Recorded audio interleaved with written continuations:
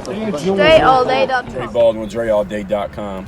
I was just starting to record this, and then I stopped it and deleted it because I forgot what the point was I was going to make, but I got it now. So, the thing that I liked about sports, when I was playing sports and even as a spectator of sports, is that all the numbers-based sports, the ones where the outcomes are determined by numbers, everything's black and white. Football, baseball, basketball, hockey, soccer, golf, tennis, it's all based on numbers. This person got this many points, or whatever, however they score it. This person has this many. You're the winner, you're the loser. It's black and white. Everybody knows it's straight up facts. If you lost, you can't say you thought you won because the scoreboard tells you who won, who lost. In a sport like boxing, for example, every time there's a fight coming up, what do both fighters always say? I'm going to knock the other person out. And why do they say that? Part of it is hyping up the fight and braggadocio, but another part of it is them being just practical. Because the last thing you want is to do all that work in a competition, and then the outcome, whether you won or lost, is based on somebody's subjective opinion. The judges, when they go to the scorecards, you might think you dominated the fight, but if the judges think you didn't dominate the fight, they think you lost, then you lose, even though you might have done everything that you wanted to do. You might feel like you won, and you could feel like that for the rest of your life. But if the judges don't think you won, then you taking the L. You going home with an L. And the thing is, in other areas of life, like going into the arts, like acting or music, those awards are based on opinion, 100%. I remember last year or 2 years ago, Cardi B won the Grammy Award for, was it a Grammy? A Grammy for Rap Album of the Year. And the other people she beat Travis Scott, Nipsey Hussle, Pusha T, and I believe Mac Miller was the other 4 people who were up for the award. And I didn't think Cardi B had the Album of the Year, but it doesn't matter what I think because I'm not on the committee. The Grammy committee decided that Cardi B had the Album of the Year. I would have been good with Nipsey getting it, or Travis Scott, or Pusha. I didn't really listen to Mac Miller's album, but any of those other 3 guys I would have gave it to over Cardi, and I like Cardi B's album. The point is, her winning that award is not based on, is no numbers, is no stats, no scoreboard in rap music. There's no scoreboard in acting. The scoreboard could be how many songs you put out or how many movies you were in, but they could be trash. That don't mean that it was any good. And the scoreboard could be how much money you're making, but when you're judging art, it ain't about money. Now, of course, you want to make money. That's the business side of it, but the art side is about who's making the best thing. But the best is very subjective, it's very relative, and it's based on everybody's opinion.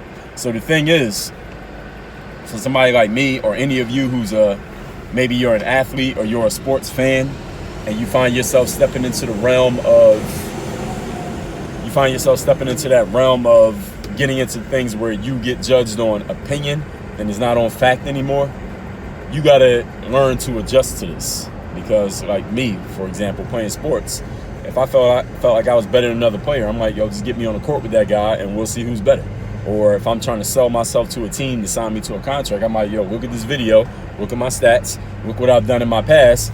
It's clear what I'm about. So you can make a clear decision, yes or no. But when it's subjective, such as, for example, somebody's thinking about hiring me as a coach or a consultant for their business, or hiring me as a speaker for their event, or if they're going to promote my book or promote somebody else's book, how do you decide which one is better? It's all based on the opinion of the person who is involved. And here's the thing about that, when it comes to awards and things that are opinion-based, you could say that it doesn't matter. I could just say, look, if I sell 100,000 copies of my book and I got this bread, I got the bag, look, I don't give a fuck about an award, fuck an award. Or as long as I'm getting the money, I ain't got to be famous. I don't have to have this many followers, or I ain't got to be verified, or any of those things. I could say that doesn't matter. And to some people, it doesn't matter. They really don't care. But here's the thing, on the business side of it, it matters because, listen, if you're a musician and you win a Grammy Award, that changes the whole structure of your career. Because now you're not just rapper, you're Grammy Award winning rapper. You're not just actress, you're Oscar winning actress or Emmy Award winning actress, or whatever the awards are you can get for acting, for on TV, movies, having a TV show or talk show, whatever awards you can get. When you get those awards, the big awards, that goes on your resume for life. And when you got that thing on your resume, now your price can go up. Now you get sold differently. They pitch you, they market you differently. Now you carry yourself a different way when you walk in the room, because you know that they know that you got that award. You know that they know what's on your resume. And everybody's saying it about you now. Now, after you win that award, now you're going on all the talk shows. Now everybody wants to interview you. Now you on the cover of every magazine. Now you got all these things going in your favor just because you got that award. That subjective thing worked out in your favor. Now everything's working for you just because you got that thing on your name based on the opinion of a person that you probably don't even know. So does it matter? Hell yeah, it matters. So here's the thing that you need to take from all this. When you're out doing something that's based on subjectivity, like for example, you write a book and listen, 100 people putting out a book on the same day, including you, and you want your book to stand out from everybody else's. Or you're an actor or an actress and you want to win that Oscar award or the Emmy award or whatever award you get for acting. And there's a bunch of other people who put out movies or TV shows and you're trying to stand out in front of all those people. Or you're trying to book a speaking gig and they're looking at 5 different speakers with you and you trying to stand out from all of them. You have to be, in the words of Cal, and to borrow the title of Cal Newport's great book, you got to be so good that they can't ignore you. You got to make it definitive. It got to be so clear that you're the best that nobody can come to any other conclusion but to choose you. You got to distance yourself from the field so far that it's like, wow, like we can't even consider that somebody else could possibly win because Susie Q or Joe Schmo is so good that, I mean, we got to give it to them. I mean, it's clear. They're just so much better than everybody else. Man. It's hands down. No discussion even needs to take place. The last thing that you don't want to be that boxer in a match. Like, I mean, any of you who watch boxing, you've seen a boxing match where both fighters is going at it and it looks like a pretty close fight. Both fighters is giving it to each other. Both of them take a couple shots. Both of them give it and they take it about an equal amount. But then it goes to the scorecard. Somebody got to lose that fight. And they're like, yo, I don't feel like I lost. Even the fans might feel like they didn't lose, but you lost because it went the distance. But the fight was so close that you allowed it to get to that point where it's based on somebody else's opinion. You need to make sure that your performance, the results that you deliver and however you do it, is so clearly better than the alternatives that nobody could even build a case to not give it to you. That's what you got to do.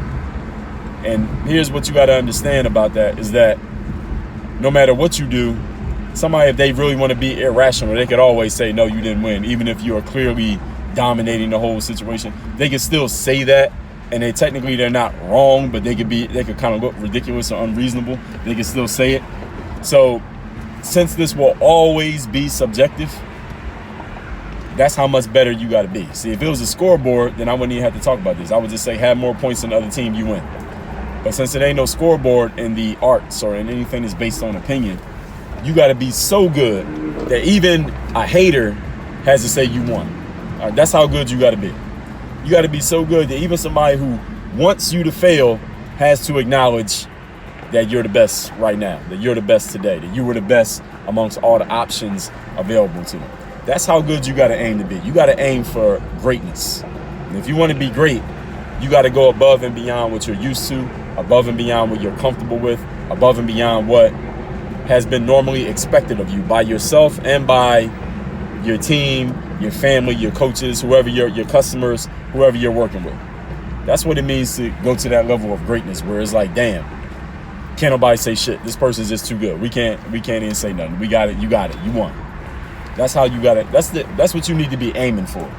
So when you're doing your work on a day-to-day basis, when you're practicing, when you're getting yourself in your right frame of mind for your performance or whatever it is you do, that's your target. So great that it's clear. So great that it's like no conversation needs to be had. And if you're finding that there's a conversation being had, you find that there's a debate, you find that there's like a back and forth, like, oh, maybe, I don't know. You haven't gotten to that point of greatness yet. You haven't gotten that as high as you can get yet. You just got a little bit more work to do. Work on your game. DreAllDay.com.